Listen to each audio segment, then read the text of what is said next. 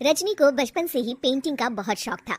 वो हमेशा से ही पेंटर बनना चाहती थी, पर उसके माँ और पिताजी ने उसको कभी भी इस चीज़ के लिए सपोर्ट नहीं किया और उसकी शादी नीरव से हो गई।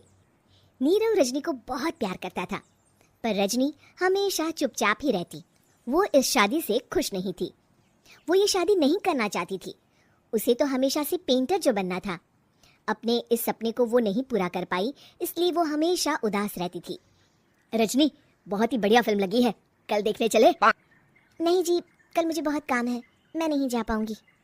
अच्छा तो कोई बात नहीं, संडे को चलते हैं। देखिए, मुझे फिल्म देखना पसंद नहीं है, आपको जाना है तो चले जाइए। नीरव को मना करके रजनी वहां से चली जाती है और अपने बैग को खोलकर उसमें बंद पड़े ब्रश और कलर्स को देखकर रोने लगती है। रजनी, चलो ना कहीं बाहर खाने चलते हैं, कुछ तुम्हारी पसंद का। जी मुझे नहीं जाना, मेरी तबीयत ठीक नहीं है। रजनी वहां से चली जाती है।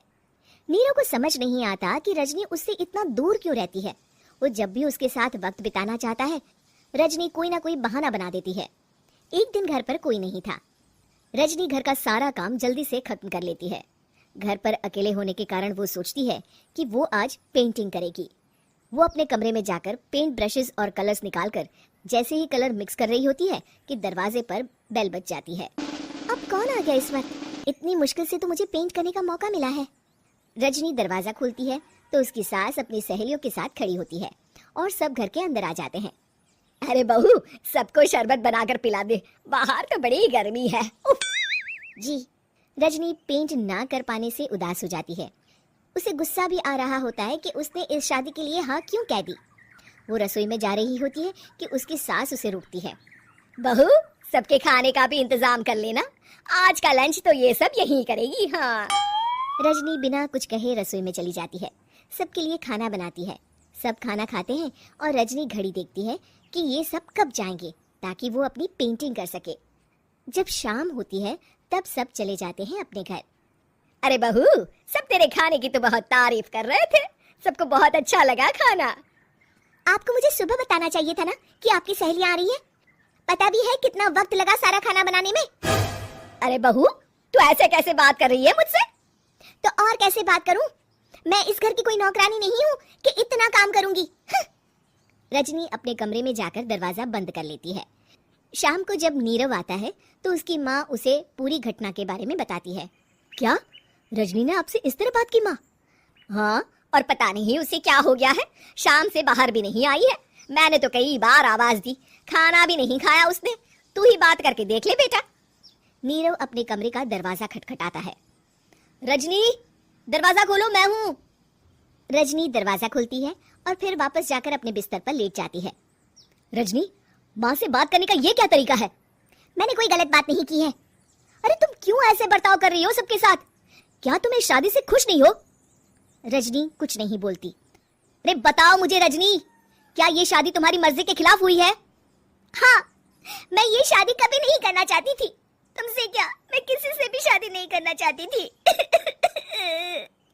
रजनी रोने लगती है।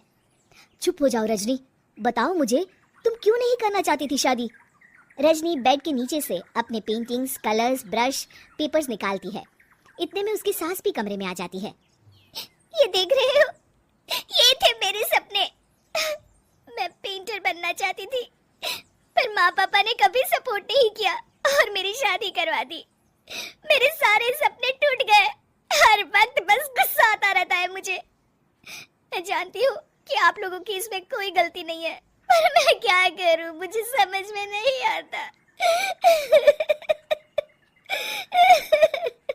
रजनी फूट फूट कर रोने लगती है। मुझे माफ कर दीजिए, आप दोनों के साथ मैं बहुत बुरा बर्ताव कर रही हूँ। अरे रजनी बेटा, चुप हो जाओ तुम। नीरव पानी लेकर आता है। ये लो पानी पियो और शांत हो जाओ। रजनी पानी पीती है और उसकी सास पेंटिंग्स देख रही होती है।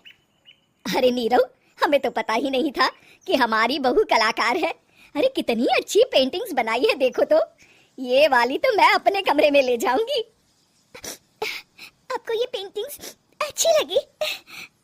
अच्छी नहीं, बहुत अच्छी लगी। और तुमने हमें बताया क्यों नहीं? तुम जब चाहे पेंटिंग कर सकती हो रजनी, हम तुम्हारे सपनों को पूरा करने में तुम्हारा पूरा साथ देंगे। हाँ बेटा, हम कला की कद्र करते हैं। हम कलाकार तो नहीं, पर मुझे गर्व है कि मेरी बहू एक कलाकार है। रजनी, नीरव और सास तीनों हंस पड़े। उम्मीद है कि आपको हमारी ये कहानी पसंद आई होगी। कृपया हमारे चैनल को सब्सक्राइब करें और सभी अपडेट्स के लिए बेल आइकन जरूर क्लिक करें। और हाँ, वीडियो लाइक और शेयर करना मत भूलिएगा। Bye bye.